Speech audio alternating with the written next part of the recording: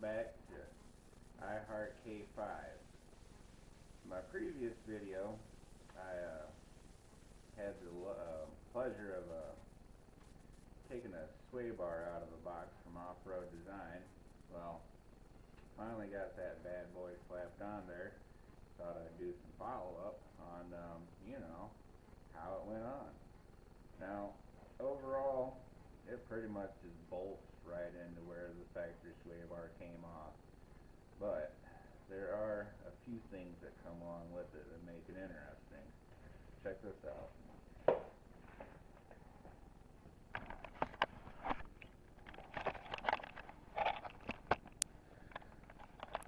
Oh, so, like I said, if you haven't looked at it, I'll grab the old light here. Right here, this bolts right in where the factory sway bar was. Right, same holes, same bolts, same bushings, same clamps. And you can see over there on the side, they provided some clamp type things that went on the bar. You throw some Loctite on those, keeps it from sliding side to side while you're doing suspension things going up and down the road. Oh, now, gotta get up. Now, I didn't really care for the way they have the sway bar links, let's see, mounted, not on the bar itself, but when you unhook them from the bar, and so that way you can do Jeep stuff with your full size. That's what these are for. I took the liberty of putting an extra hole in it here. It didn't come with that hole, it just came with this hole, and I'll show you why. And the old instructions, basically you bolt it in place, not this way, the other way. They wanted it so the pin was back here doing pin type things. I didn't really care for that. I wanted it differently, so I made it differently. But for the most part, your bump stop bracket held things in place. Now, like I said before, the changes I made on Betsy this year was her front suspension. I went with the 52-inch springs and took out the 47 and went with a super soft 52-inch spring. Now, that's a 6-inch shackle. That's mostly what's recommended. No, I did not move the shackle mount spot back there, but had to do some changes up here. It's a DIY 4x. Once again, they're great people. 2-inch body lift, blah blah blah. But in making this change with the longer springs, the softer springs, the more upper and downer springs, what I ended up having is now I got a foot between my spring plate and my bumper stop mount thing. And over here on the shock, since I got about like 29 inches from shock mount to shock mount, when they're all the way at full droop, I had to go with longer shocks. And turns out I only got about 7 inches from here to here before my shock bottoms out.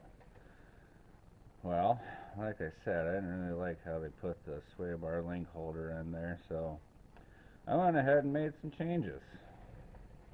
So, I got this doohickey. This is just your basic 2x2 piece of square tubing, 1/8-inch stick. Drilled some holes in her, drilled a hole in her. That's gonna go right here. Now, there's already 2 holes in this bracket. Let's see if I can get this bolt out. Where the old bump stop was. Bolted in here.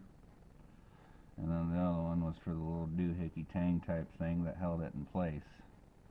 I'll take this bolt in order to make this stupid bolt fit.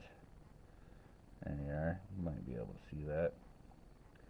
ground down half the head, just half of it, so that way this piece of 2x2 can sit right next to it in that spot. I'll grab the old bump stop. It's still in the package, look at that.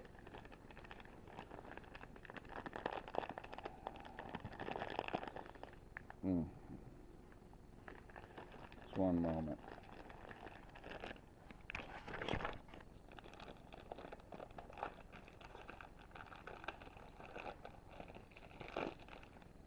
Alright.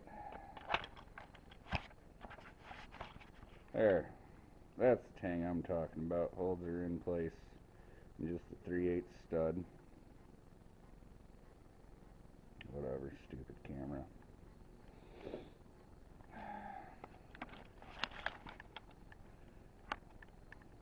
Alright. So, I made this. This is a piece of 3x3. It's got a couple holes in one side, a couple holes in the other side. Now this fancy thing's gonna go right here. I'll show you. So, I already got the other side put apart, put together. So, basically what I'm doing is I'm taking about 6 inches out of the suspension travel, going upwards to try to save on my shocks. I forgot the daggum light. Alright, daggum light. I got no good place to hang this stupid thing. So, what you got going on here? You got the holder for the sway bar link on top of the 2x2, and then you got that piece of 3x3 underneath with the bumper stop held up by that. I thought it was pretty neat. So that way, when I go doing Jeep things with my K5, you know, be able to have plenty of up and down movement and not squishify my shocks. So,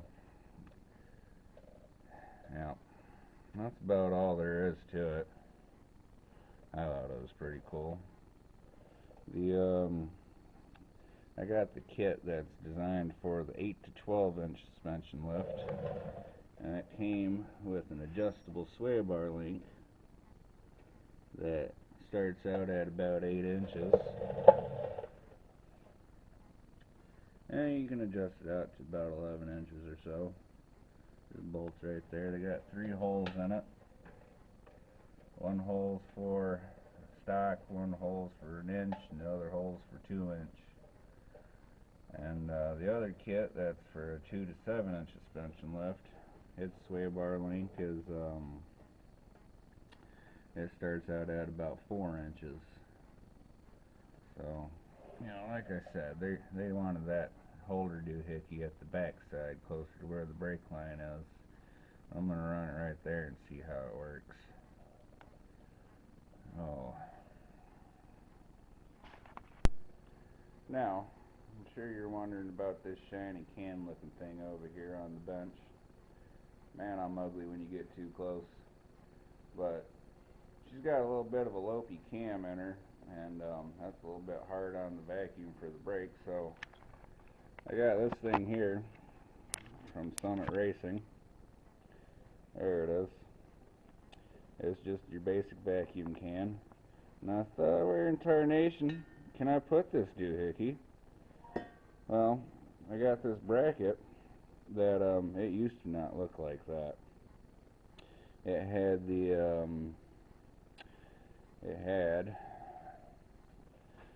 autopilot box hooked up to it. I don't know where I threw that. Maybe put her there. She is down here on the floor. Yeah, the old vacuum style autopilot box. I thought, man, I ain't never gonna hook up the old autopilot again. I'll just borrow that bracket. So what we're gonna do, you can take this bracket, hook it right here, and grab that other shiny doohickey while I run this thing in and hook it up to it. Run some 3/8 vacuum line and hook it up to the vacuum booster. Run her over there to the engine, and next thing you know, we're going to have all sorts of vacuum for our brakes, and might even be able to stop with all this extra torque. Oh, let's see here. Can I set this thing down?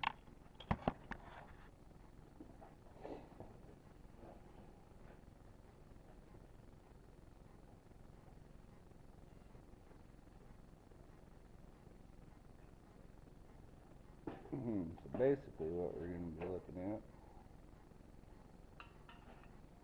is a whole lot of this. My big fat hand's in the way. Get back to that in a second.